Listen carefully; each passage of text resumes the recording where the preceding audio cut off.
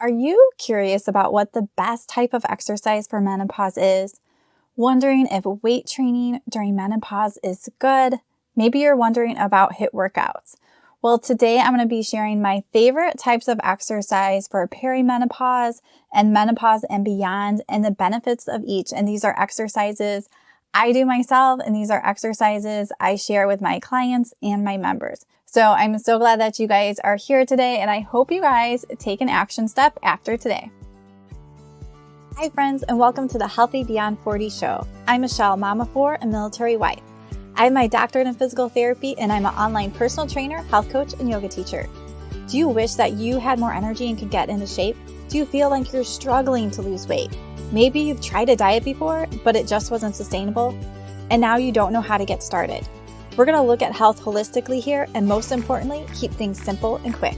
If you're ready to develop healthier habits, exercise consistently, and lose weight sustainably without long workouts or following strict diets, then you're in the right place. In this podcast, I bring together my expertise with real life strategies. No magic pill here, so lace up those shoes and get moving.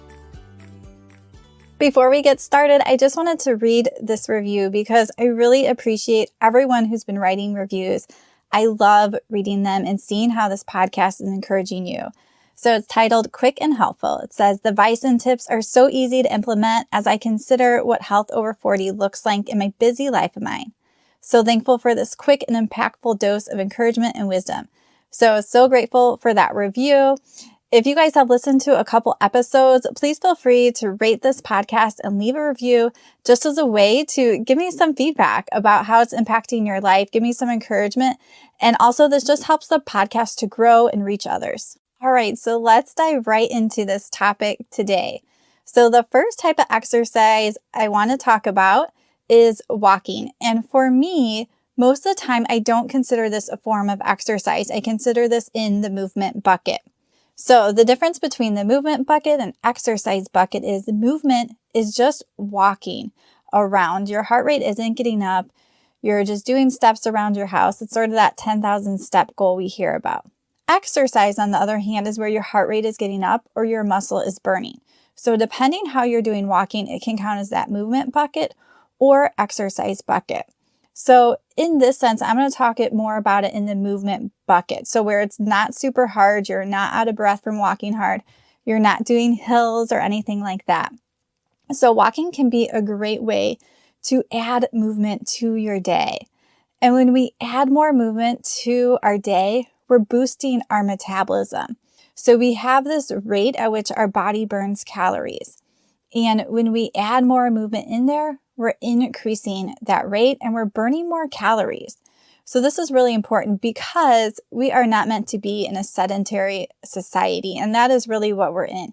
Even my job, I am sitting most of the day. So I have to be very intentional about getting up, getting movement in, walking around, walking further to go into the grocery store. Everything's so easy today. So really finding ways to get more movement in your day. And when you're walking, you're burning calories. So just imagine if you add 30 more minutes of walking in each day, and this isn't walking where you're out of breath, just walking, just general movement. Those calories are going to add up over time. The other great thing about walking is it can reduce your stress. So many times I go out on a walk outside and it really just helps to decrease stress. And when we can decrease stress in our body, that's going to put our body in a state that is more likely to lose weight. We're going to get those stress hormones like cortisol to come down, and our body's not going to be fighting itself. It can also help with cravings. So imagine if you are having a sugar craving, and instead of just stress eating and grabbing what's near, you go out for a walk. That walking can help to improve your mood. It can decrease your anxiety and your stress. So it can be a really great tool to have and something different to do. And walking is also great just to build a new habit. It can be a great way to get connected with others. I know I love going on a walk with friends, and we recently moved a few months ago, but my friend Amanda and we will walk together and then pray together once a week. And it has been a really good routine. So we're getting out, walking and talking and catching up, enjoying some fresh air, and then we pray together. And even though we are still really far apart from each other, we just do this on the phone now. So we get on the phone together and we walk and talk and we pray at the end. So really finding a way to incorporate it into your day and incorporate it as something positive, something enjoyable and fun. And then you can also add walking in as a type of exercise. So I do like every once in a while going on hikes or something where it's a little more hilly, a little more strenuous. So then it can turn into a form of exercise that can also be great. And I want you guys to keep in mind, you can lose weight without exercising. Now, of course, as a personal trainer here, I think exercise is important. It's important to build our muscle, especially as we age. But you can lose weight with changing your habits, your eating habits to something healthy, and just by adding walking in. And one of my fellow health coaches, this is what she did and how she lost weight. She changed her nutrition to healthier habits, and she just added walking in, no exercise, and she lost a lot of weight. So this is a really good starting place. The next type of exercise I want to talk about is HIIT. And HIIT stands for High Intensity Interval Training. So it has two I's in there. So this type of workout involves a short burst of exercise where you're really getting your heart rate up, you're sort of working your hardest, followed by a short rest. So a lot of times when I teach HIIT, I might do 30-second interval, 30-second rest, but those ratios can be changed. So imagine yourself what this would look like. So you have 30 seconds of doing squats as hard as you can, and then you're resting for 30 seconds. So you're working hard, you're taking a rest. So this is what HIIT training is about, and it's become more popular. There's a lot of science that has come out with HIIT that has shown some really good results. So when you do a HIIT workout, it's going to trigger a metabolic response in your body. And so this leads to an increased metabolic rate even after your workout is over. And this is also what we'll see in strength training that I'm going to talk about too. So you're having this elevated calorie burn for up to 24 hours after the workout. And HIIT training has really been found effective for weight loss. So in a study published in the Journal of Obesity, the participants who did HIIT lost more body fat and improved their insulin sensitivity compared to those who did the typical steady rate cardio. And there's been other studies that have found HIIT has been effective in decreasing blood pressure, improving cholesterol, and even increasing your aerobic fitness. So even though you're working hard and taking rest, and you're taking a lot more rest than a typical cardio session, that aerobic fitness in your body is still improving. And I think we're just going to see more scientific studies coming out on the benefit of HIIT. And you don't have to do HIIT workouts long. So HIIT workouts should typically be on the shorter side. So when you tend to, if you Google HIIT workouts on YouTube, you're really going to find a mix. And sometimes you're really just going to find a cardio workout. So when you're doing a HIIT workout, you want to make sure that it's an actual HIIT workout with a work and a rest in there so that you're really alternating between the two to get the benefits. I like adding these workouts in with my private personal training clients. So they're a great way to have a quick workout. So most of the HIIT workouts that I have for my clients are about 10 to 15 minutes. Like, isn't that wonderful to know you don't have to exercise a lot? And I want you guys to just keep in mind when it comes to our metabolism and keeping our metabolism working well, we want to exercise a little and we want to move a lot. So this is where HIIT workouts and quick workouts are really key so that we're not exercising very long. So inside my Healthy for Life membership, I have my Fit Fusion program in there, and it has HIIT workouts in there. And right now I am recording Fit Fusion 2. And again, I'm putting these HIIT workouts in there. I'm putting some compound strength workouts in there. So really scientifically based ways to work out quickly and effectively in what science is showing us that gets us the best results for weight loss and also for our metabolism. I just wanted to break here and tell you guys about my favorite green juice. So I have been loving Organifi's green juice. It is a superfood that I like to either add right into my smoothie, or I mix half the green juice and half their red juice in water. Sometimes I add protein powder in there. My collagen protein mixes perfectly, and it's a great way if I'm not having protein with my breakfast. And I have noticed a total change in my energy levels, especially with using the green juice. I can't tolerate caffeine, so this is a nice way to balance my energy levels, bring my energy up, but not in an overstimulating way. In the Organifi green juice, they have adaptogen herbs, and one of my favorite is ashwagandha. And this really helps your body with the physical and mental stress and gives you energy in a way that feels good. So if you guys are interested, there's a link down below, and you can also use the code HEALTHY20 to save 20% off a single order or 35% off a subscription, and they have a money back guarantee. So there's no worries if you don't like it or it doesn't work out for you. So I hope that you guys check that out, and we'll head right back to our show. The next type of exercise that I want to talk about is strength training. And this is probably one of the most important, especially as we're getting older, because if we are not strength training, our muscle mass is going to decrease as we age. And we want to keep muscle on our body to keep our metabolic rate strong. So just like I was talking with HIIT, we have our metabolic rate. So what our body burns at rest. And the more muscle tissue we have, the more calories we are going to burn. Nothing. And I don't know about you, but most people, I think, want to burn more calories when they're sitting around the house. So you can do this by putting on more muscle. And when you're strength training, you want to feel that muscle burn. You want to feel it work, because when you're feeling that burning, that means the muscle needs to break down and it needs to rebuild. And that's how we get stronger. That's how we put on muscle. And just like I was talking about with HIIT, strength training also has the effect when you're done with it, your body is repairing and rebuilding, and that takes energy. And so we're going to get that increased metabolic rate for up to 24 hours after our workout. So this is another huge benefit of strength training.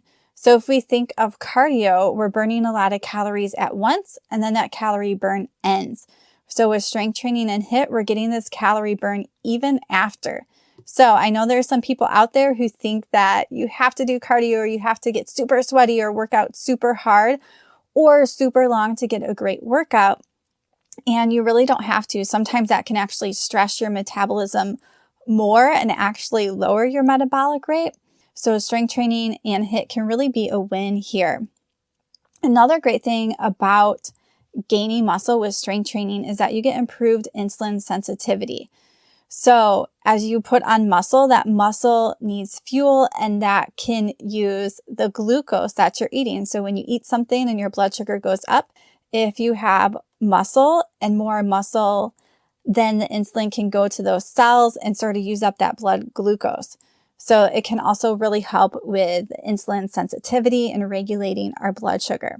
So I always encourage people to try to strength train a few times a week, because we lose that muscle mass pretty quickly. So we want to make sure that we are gaining that muscle and that we are keeping that muscle on our body. And we want to hit all those major muscle groups. So when I design workouts for my clients, we are going to work all those major muscle groups a few times a week so that they're gaining strength, they're retaining their muscle mass, and hopefully they're even gaining more muscle strength. So pretty much across the board with my personal training clients, when my clients start doing strength training, they're feeling stronger. They're noticing tone in their arms and legs. And even one of my clients told me recently that her massage therapist noticed that the tone in her body was changing, that she was stronger and putting on more muscle. So this can really be key. And if you guys are interested in working out, I have a free 5-day exercise challenge. So the link will be down below, and it has strength training in there and yoga that has strength training in it. So it's a really great way to get started. It's 15 minutes each day. So it's nice and quick. It's beginner friendly. So I hope you guys check that out and get committed. Get started. You know, a lot of us just sort of get stuck and we don't know where to start. So this gives you something to start with. My exercise teach you how to actually exercise correctly. So you're learning the correct form, which is really key in preventing injury. So make sure you guys check that out down below. And the last type of exercise I want to talk about is yoga. This is also another one of my favorites. So yoga is a great exercise that incorporates so many things. You can work on it to build your strength, your balance, your flexibility, helps to reduce stress when you're doing deep breathing throughout it. It's really a great workout that can encompass so many things. And especially when you are getting into perimenopause and menopause, you really want to work on decreasing stress, because the more stress you have, the more stress hormones in your body, cortisol, and that can really help you resist losing weight. So it gets really important to lower your stress. And what better way to do it is to exercise and get so many things done in one. I really got into yoga myself about 12 years ago when my husband had a year deployment and we ended up getting pregnant and having a baby in the middle of his year deployment. So it was a very stressful time. It was very stressful finding out when that was happening. And then we also had some other things in our family that were really hard at the same time too. But I clung to this verse while he was gone, Philippians 4:13, I can do all things through Christ who strengthens me. And I really clung to that verse. I really grew in my faith, but I also used yoga as a tool to move my body and to release my stress, to do lots of deep breathing and really calm my nervous system. So I always tend to go back to yoga and really go back to it as a meaning doing more of it when I'm stressed, because I usually do yoga every week.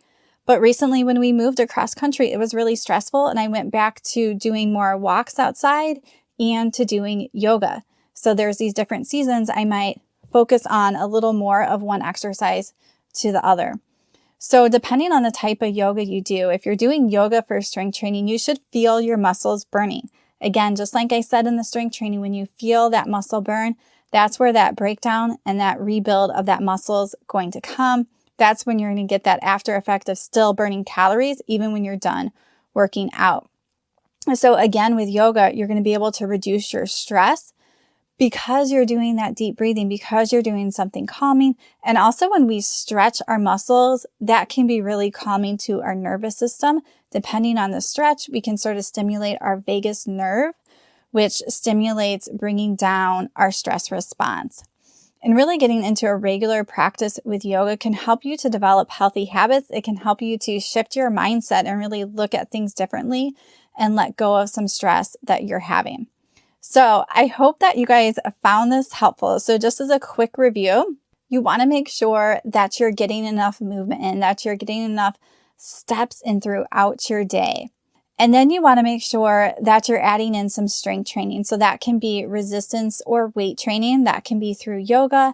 And also adding some HIIT in there is a good way to get somewhat of a cardio workout, but really in a short burst way that is better for our metabolism than just cardio. So I hope that you guys just aren't listening to this day. I hope that you actually change what you're doing, that you create a new habit, that you take some action. And I want you guys to keep it small. So pick one thing that you want to get your focus on and start there. And if you guys need any help or you're not sure where to start, feel free to set up a free health coaching call with me. You'll find my link down below. We can sort of chat through. Maybe you're having some aches and pains and you're not sure how you can get started exercising and you don't want to increase your pain. I would love to chat with you and help piece some of this together. Friends, I hope this episode inspired you to take one more step forward in your health. I would love it if you could share this podcast so we can have a bigger impact on even more lives. Just take a picture of this episode and share it on social media or with a friend and tag me. It's hard to be healthy in a culture that is surrounded by fast food and sugar. So be part of my free health community and join my private Facebook group. The link is down below. Being healthy can be hard, but with the right tools and support, you can do this.